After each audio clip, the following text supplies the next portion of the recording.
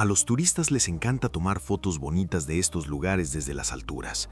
Cientos de cubas de piedra de colores como si fueran la paleta de un pintor. Rojo, amarillo, marrón, blanco.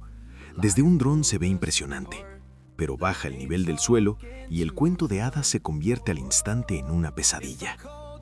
Lo primero que te golpea, incluso a varias calles de la fábrica, es el olor.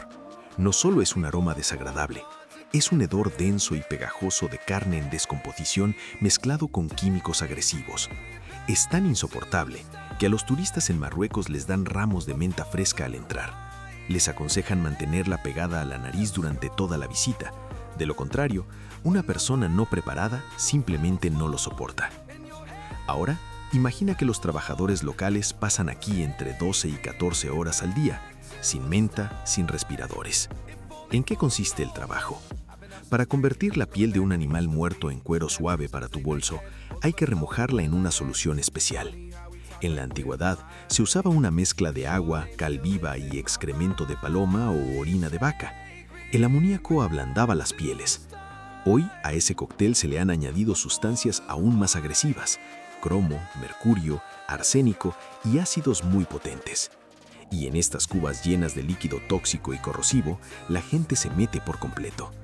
Permanecen ahí con el líquido hasta las rodillas, a veces hasta la cintura. Imagina que te metes en una bañera llena de ácido y lejia. Los trabajadores pisan las pieles con los pies descalzos, como si estuvieran aplastando uvas para hacer vino. Solo que en lugar de jugo de uva, hay una mezcla venenosa que va disolviendo lentamente, capa por capa, su propia piel. No hay ninguna protección.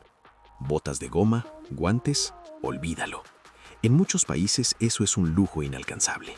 La gente trabaja solo con pantalones cortos, sumergiendo su cuerpo en químicos día tras día. Si miras las piernas de un curtidor con experiencia, te revolvería el estómago. La piel suele estar decolorida, cubierta de úlceras, quemaduras químicas y hongos. Literalmente se desprende en pedazos. Pero los químicos no son solo la mitad del problema. Las propias pieles son una amenaza biológica. Las pieles frescas de vacas y ovejas llegan a la fábrica con restos de carne, grasa y sangre. En el clima caluroso empiezan a pudrirse de inmediato. Los trabajadores tienen que raspar manualmente esos restos con grandes cuchillos. Un solo corte en falso y en la herida entra una mezcla de toxinas de descomposición y cromo. Eso suele provocar infecciones graves de la sangre que a menudo terminan en amputaciones o incluso en muerte. El esfuerzo físico aquí es extremo. La piel mojada de un gran toro puede pesar 30 o incluso 40 kilos, y esas piezas pesadas y resbaladizas hay que moverlas a mano, pasándolas de una cuba a otra bajo el sol abrasador. Muchas espaldas quedan destrozadas antes de los 30 años, pero lo peor ocurre dentro del organismo. El cromo es un metal pesado y un potente carcinógeno. Se acumula en el cuerpo. La inhalación constante de vapores provoca enfermedades pulmonares crónicas, asma y cáncer. La esperanza de vida media de un trabajador de curtiduría en Bangladesh rara vez supera los 50 años. La gente literalmente se consume por dentro, entregando su salud para que alguien, al otro lado del mundo, pueda comprar zapatos de moda. Cambiamos de gadgets cada 2 o 3 años. El teléfono viejo empieza a fallar, la pantalla se rompe, sale un modelo nuevo y simplemente tiramos el anterior, o lo reciclamos, pensando que hacemos lo correcto y ecológico. Pero, ¿te has preguntado a dónde van realmente miles de millones de toneladas de electrónica vieja? Bienvenido a Agbogblosie. Este lugar en África es conocido como la Sodoma y Gomorra del siglo XXI. Es el destino final de tus viejos iPhones, microondas y computadoras. Y es aquí donde trabajan las personas que ocupan el puesto número 11 de nuestro ranking. Imagina un paisaje postapocalíptico salido de una película como Mad Max. Un enorme terreno baldío cubierto de montañas de dispositivos rotos. La tierra no es bron, ni negra. Está impregnada de aceite, ceniza y químicos hasta el punto que nada crece allí desde hace décadas. Pero lo más terrorífico es el aire. Sobre el vertedero cuelga constantemente, las 24 horas del día, un humo negro, espeso y grasiento. El trabajo de los locales consiste en extraer metales no ferrosos, principalmente cobre de cables y placas viejas. El cobre tiene valor, pero para sacarlo de los cables hay que quitar el aislamiento de plástico. Hacerlo con un cuchillo es largo y difícil. Por eso aquí usan el método más brutal, pero rápido, el fuego. Cientos de personas, muchos de ellos adolescentes e incluso niños, pasan el día entero encendiendo hogueras. Como combustible, utilizan espuma de viejos refrigeradores que prende al instante. Arrojan haces de cables al fuego. El plástico y el caucho se derriten, liberando a la atmósfera un cóctel monstruoso de toxinas. Seguramente sabes que quemar plástico es perjudicial. Ahora imagina el olor de una sola tapa de botella ardiendo, multiplicado por 1.000.000. El humo contiene plomo, mercurio, arsénico y dioxinas, algunos de los venenos más peligrosos conocidos por la ciencia. Y los trabajadores están justo en medio de esa nube negra. No solo la respiran, viven en ella. A veces la visibilidad cae a apenas 2 metros. La gente deambula en esa niebla como fantasmas, con los ojos enrojecidos y la cara negra de hollín. No hay respiradores, claro. Como mucho, una camiseta sobre la nariz, que en 5 minutos ya está negra. Las partículas tóxicas se depositan en los pulmones, pasan a la sangre y se distribuyen por todo el cuerpo. El nivel de plomo en la sangre de los niños locales supera la norma segura en decenas de veces. Esto provoca daños irreversibles en el cerebro, el sistema nervioso y los riñones. Pero el peligro no viene solo del humo. Para extraer oro o plata de las placas de los ordenadores, hay que disolverlas en ácido. Y esto también se hace de forma artesanal, directamente en el suelo con las manos desnudas. Los vapores ácidos provocan quemaduras químicas en las vías respiratorias y en los ojos. Otro grupo de alto riesgo son quienes trabajan con vidrio. Para obtener metales valiosos de monitores y televisores de tubo, hay que romperlos. Dentro de los tubos hay fósforo tóxico y plomo.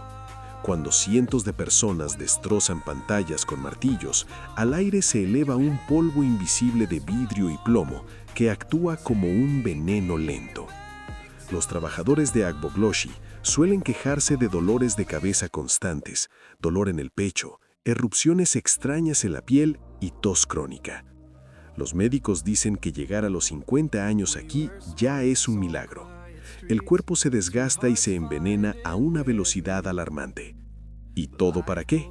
Por unos pocos dólares al día, apenas suficientes para comida y agua. Es un círculo vicioso.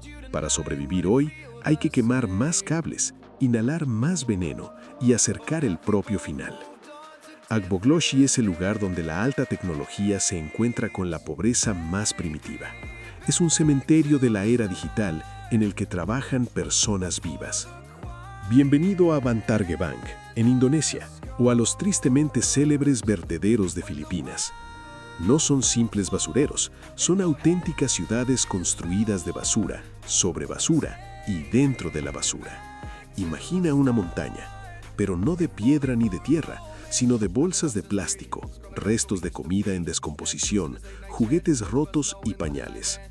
La altura de esta montaña alcanza los 40 metros, como un edificio de 12 pisos, y crece cada día. A diario llegan aquí unas 7.000 toneladas de residuos desde Yakarta, y en cuanto un camión descarga una nueva tanda, cientos de personas se lanzan sobre ella como hormigas. Aquí viven familias enteras, generaciones.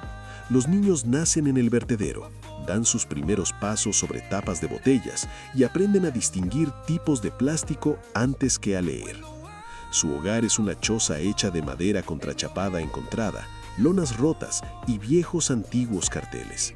Y esa casa se levanta directamente sobre una masa en descomposición.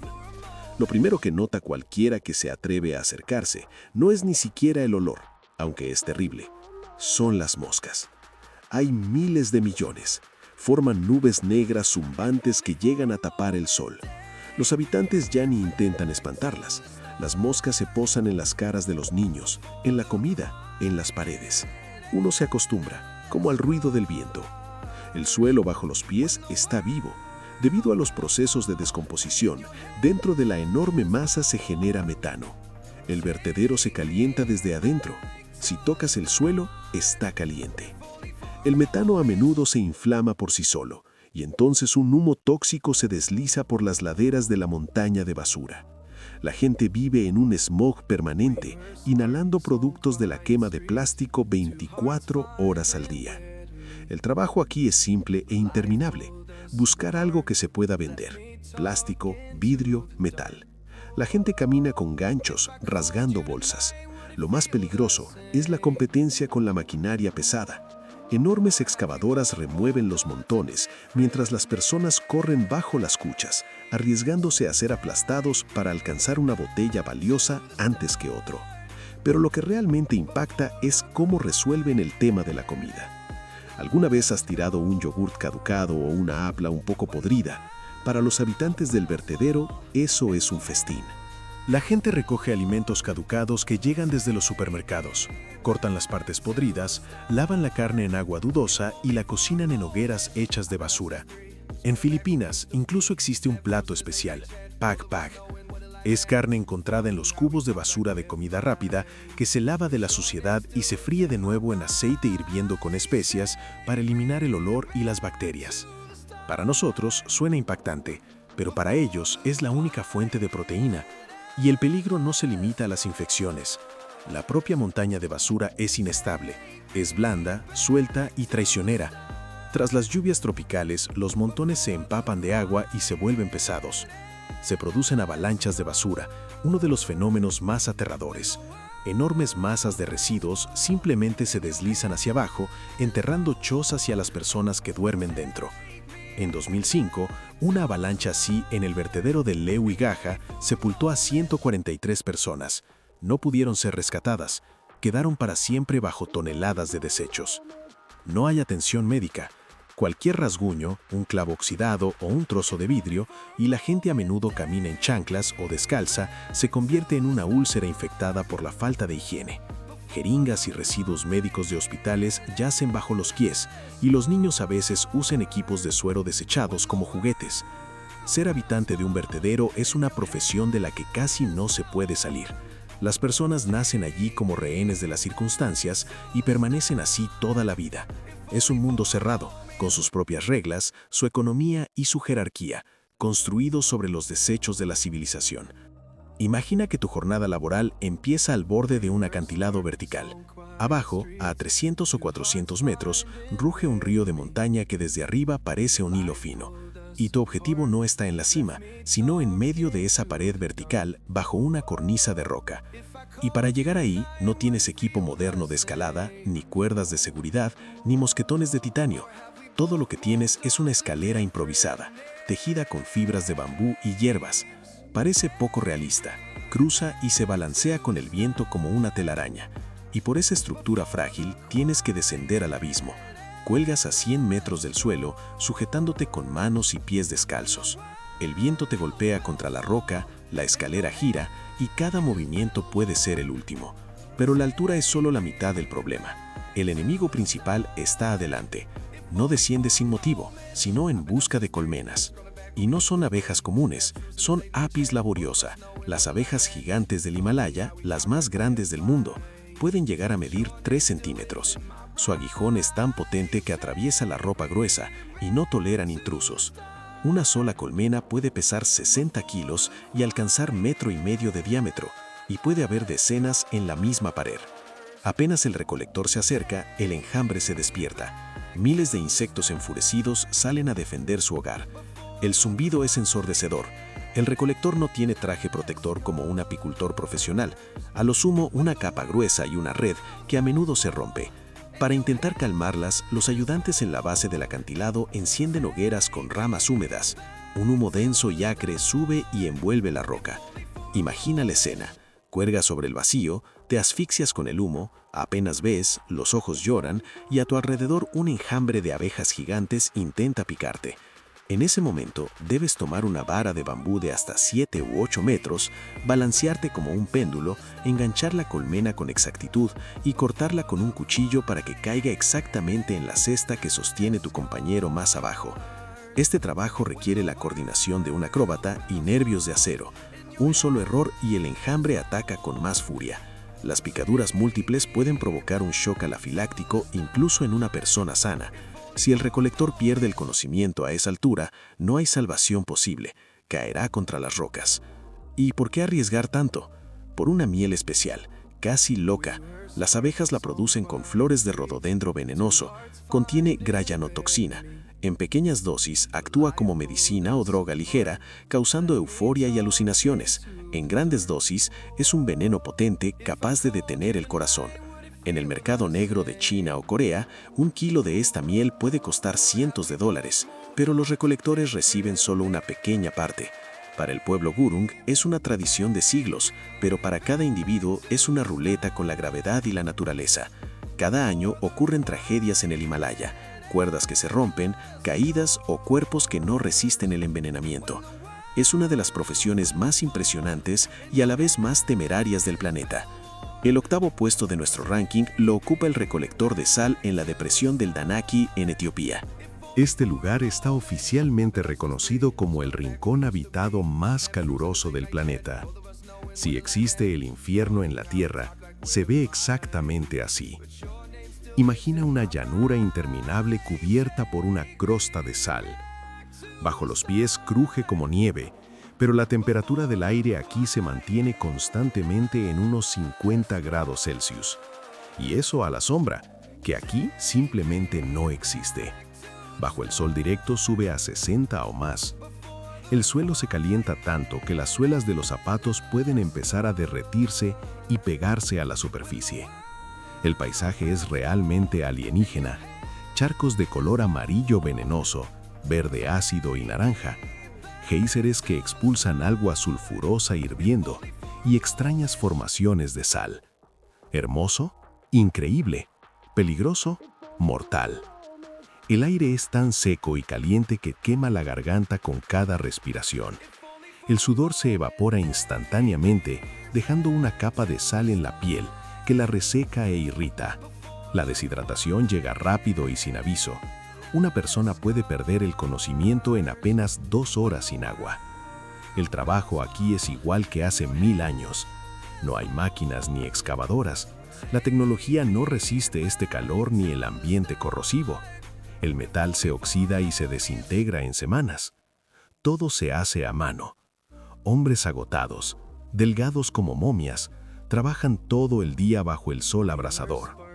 Usan herramientas primitivas, hachas y palos largos. Su tarea es cortar grandes bloques de sal del suelo, darles forma y convertirlos en placas rectangulares llamadas amole. Cada bloque pesa unos 4 o 5 kilos. En una jornada deben producir cientos. La espalda duele constantemente. Las manos están llenas de callos y grietas abiertas por la sal. Pero lo peor es la luz. La sal blanca actúa como un espejo gigante que refleja el sol directamente a los ojos. Sin protección, uno puede sufrir ceguera en un solo día. Es como la ceguera de la nieve, pero causada por la sal. El agua aquí es literalmente vida, pero el agua que beben se calienta al sol hasta parecer té caliente. No refresca, solo evita que el cuerpo colapse. A menudo proviene de fuentes locales y tiene un sabor salado o sulfuroso. El transporte también parece de otra época. La sal se carga en camellos y burros. Caravanas de miles de animales avanzan lentamente por el desierto abrasador durante días para vender la mercancía. Las personas aquí envejecen muy rápido. La piel se vuelve como pergamino. Los órganos trabajan al límite por la deshidratación. Y todo por unos $6-7 al día. Danakil es un lugar donde el ser humano desafía al sol. Pero si aquí el enemigo principal es el calor, en el siguiente punto es aún más insidioso, invisible, sin olor o tan penetrante que asfixia. Nos trasladamos al cráter del volcán Ijen, en la isla de Java, Indonesia. De día está cubierto por densas nubes de humo amarillo. De noche las laderas brillan con flamas azules eléctricas. Los turistas pagan mucho dinero para ver esta lava azul, hacen fotos con respiradores y regresan a hoteles cómodos. Pero para quienes ocupan el 7º lugar en nuestro ranking, Este volcán no es una atracción turística, es su lugar de trabajo. Imagina un enorme cráter con un lago turquesa. No es agua, sino una mezcla concentrada de ácido sulfúrico y clorhídrico. Sumergir la mano allí provoca quemaduras en segundos. Los trabajadores bajan hasta fumarolas, grietas de donde sale gas volcánico con un silbido ensordecedor. Este gas se enfría en tubos y se convierte en azufre sólido de color amarillo brillante. Su tarea parece simple: romper el azufre, cargarlo en cestas y sacarlo. Pero la realidad es brutal. Primero, el aire. El gas es dióxido de azufre, altamente tóxico. Al contacto con la humedad del cuerpo se convierte en ácido, quemando las vías respiratorias. Los turistas con máscaras duran 10 minutos. Los mineros trabajan años sin protección. A lo sumo usan un trapo húmedo. Sus dientes se destruyen por el ácido. Los pulmones se deterioran. Enfermedades como bronquitis crónica o enfisema son comunes. Segundo, la carga. Transportan entre 70 y 90 kilos de azufre, más que su propio peso. Con esa carga suben 3 kilómetros por un camino empinado y resbaladizo, entre humo tóxico. Si el viento cambia, quedan atrapados en una nube tóxica. Deben contener la respiración, seguir caminando casi a ciegas y no caer. Sus cuerpos se deforman, hombros marcados, espaldas encorvadas, articulaciones dañadas. Por todo esto, reciben unos $12 al día. El azufre se usa en cosmética, azúcar y fósforos. Una ironía amarga: quienes producen ingredientes para la belleza envejecen antes de tiempo.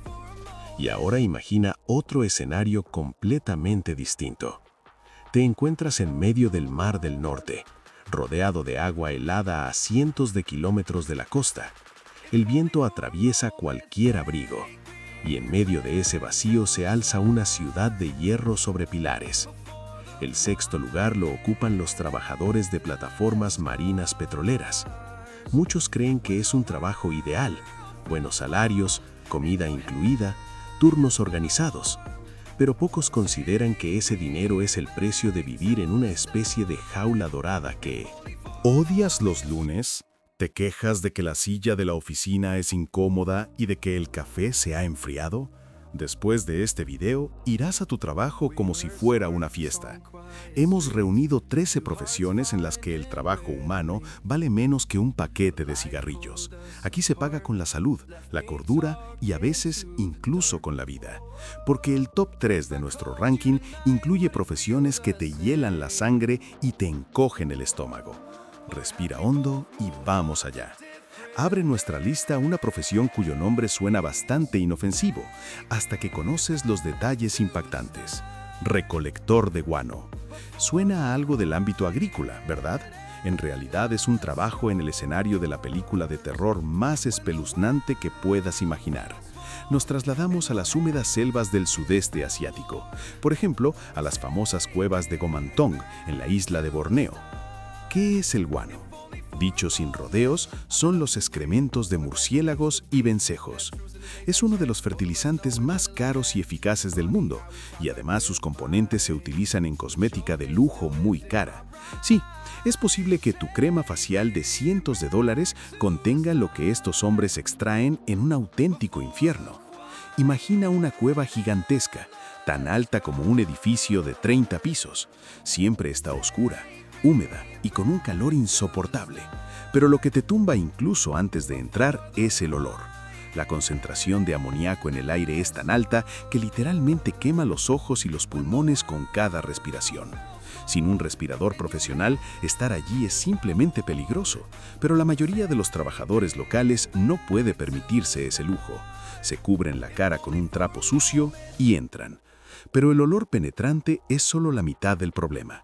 Mira bajo tus pies. El suelo de la cueva no es piedra ni tierra. Son enormes montañas de excrementos acumulados durante milenios. La altura de estos montículos nauseabundos puede alcanzar decenas de metros, y esa masa se mueve.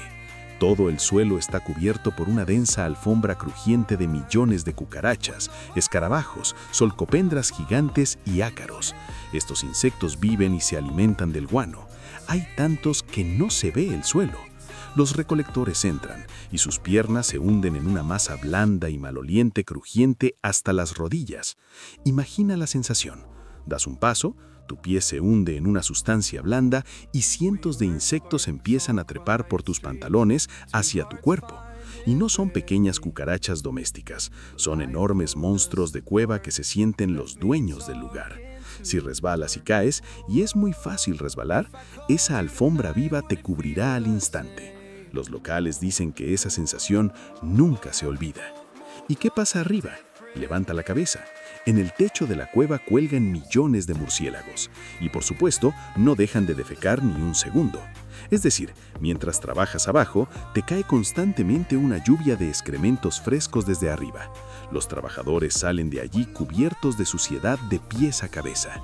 El trabajo es físicamente infernal. Los recolectores llenan sacos a mano, cada uno de 50 o incluso 60 kilos, y deben cargarlos a la espalda por escaleras y pasarelas de madera resbaladizas y podridas tendidas sobre un abismo negro. Un solo movimiento en falso sobre la superficie húmeda y la caída desde gran altura está garantizada. En el mejor de los casos, terminará en fracturas graves, en el peor, en un desenlace trágico. No hay atención médica cerca, el hospital más cercano está a cientos de kilómetros de selva. Pero el enemigo más traicionero es invisible y mata lentamente. Son las esporas de un hongo peligroso que vive en los excrementos. Provocan una enfermedad grave, la histoplasmosis, también conocida como la enfermedad de las cuevas. El hongo entra a los pulmones con el polvo al respirar y empieza a destruirlos desde dentro. Al principio parece una simple tos o un resfriado, pero con el tiempo los pulmones se convierten en un colador.